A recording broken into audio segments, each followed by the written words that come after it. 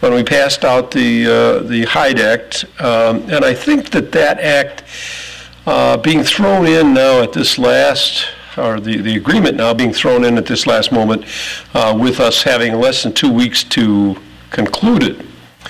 We have only, the Speaker has said we'll be out of here on the 26th of September. Is it possible that it could pass between now and then? Yes. All things are possible in a democracy.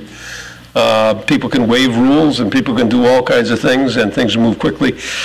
I was asked by one of my friends, in fact, Murli Diora called me, the Minister of Oil called me, his good friend.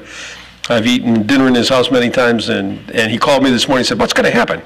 I said, I don't know. I don't know what's going to happen. He said, well, how likely is it? I said, well, I'd give you 50-50 that it'll get done here before we get out of here. It might get out of here, and I think that the process has started. The Congress has now received my understanding is they've received a report from the White House, and I think that sets the clock in motion.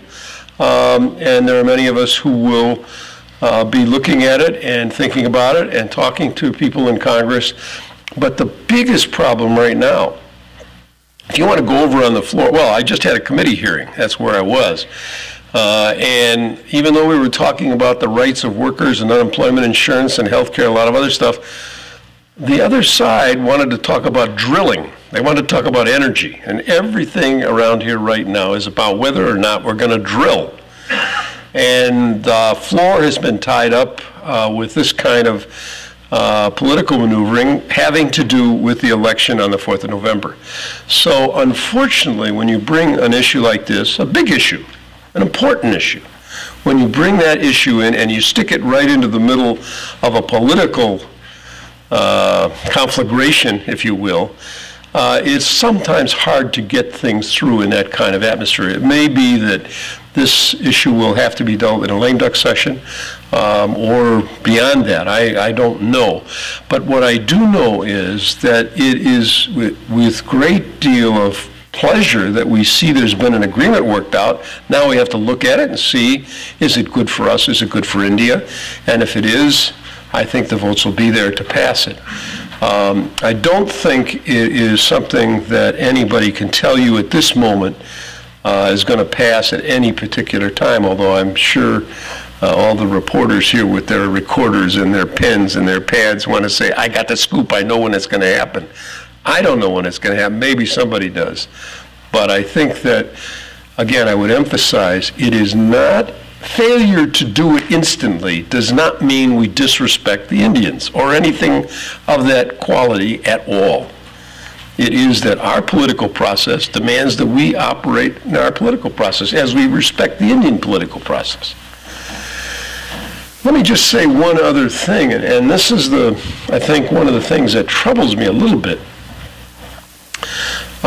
And that is the whole question. I was asked by one reporter, well, I understand that the Russians are going to sell equipment and nuclear material to the Pakistanis. I said, I don't know anything about that. But one has to consider the situation in which we live. And I give our own example, just so you understand. We think sometimes as Americans we can do whatever we wish. So we go to the Czech Republic and we negotiate with them for nuclear tracking stations, and we go to the Poles and say we want to put some interceptors here in Poland right on the Russian border.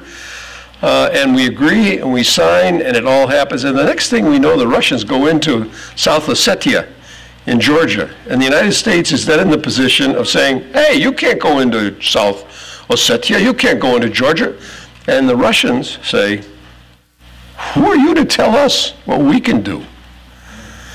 So one has to think in large terms and in more terms than just simply the turning on of a light switch or the turning on of a factory with electricity when one thinks about what this agreement means and how and it needs to be discussed.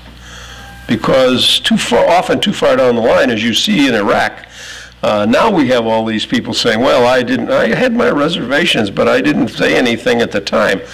One ought to say what one thinks up front about how this may or may not be impacted. And I think that as people sit and think about it, and there's no problem in sitting and thinking about a big decision like this. So I'm pleased that they have gotten the group to move forward, the suppliers group, but I can't say that it's going to go whistling through here like a rifle shot. This is going to be more of a maybe a basketball pass or a bounce pass or something. I don't know what the analogy in sports really is, but it's not going to be a rifle shot through here. And thank you.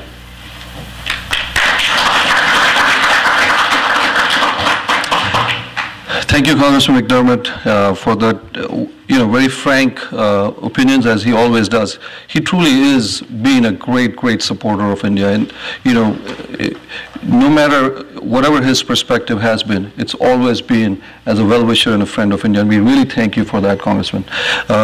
With that, I'm going to invite our other co-chair of the U.S.-India Task Force on Trade and Commerce, Congressman Falemuega from American Samoa. Congressman Falemuega is the subcommittee chair on Asia and Central Asia also, and he obviously has been a great supporter of this relationship and this agreement. He's been on the floor talking about it, and he's going to do the honors of introducing our guest, Assistant Secretary Boucher. So, Congressman Falemuega. First of all, I want to thank Mr. Puri for being such a tireless worker and a leader, certainly among our Indian American community for all these years, and helping us also establishing the U.S.-India Business Alliance organization, which I have the privilege of co-chairing with my good friend, Congressman Chris Cannon. As you can see, the nature of this alliance is bipartisan, and we did it purposely so that we could provide a forum, avenues or opportunities so that establishing better relationship between India and the United States. I think if we go back a couple more years before this Congress, I want to say that I would be remiss if I did not also mention the leadership and the tremendous amount of work that went into this agreement with the late Chairman Henry Hyde, who formerly served as Chairman of the House International Relations Committee, and then also at that time ranking member, and then later Chairman of the House Foreign Affairs Committee, and that was the late Congressman Tom Lantos. If I might portray a sense of how we try to portray the whole business of the U.S.-India nuclear civil agreement that we have tried for all these years, and it was done on a bipartisan basis. So this is not a Republican or a Democratic proposed agreement, even though I know the media has carried it pretty much as the forefront to the legacy of President Bush, but I want to say that as far as the Congress is concerned, this is a bipartisan issue.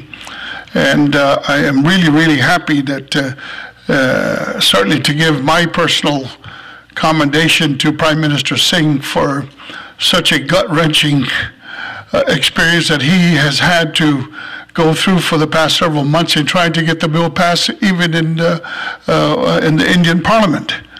I think certainly all credit should be given to him for his leadership and what he has been able to do. Again,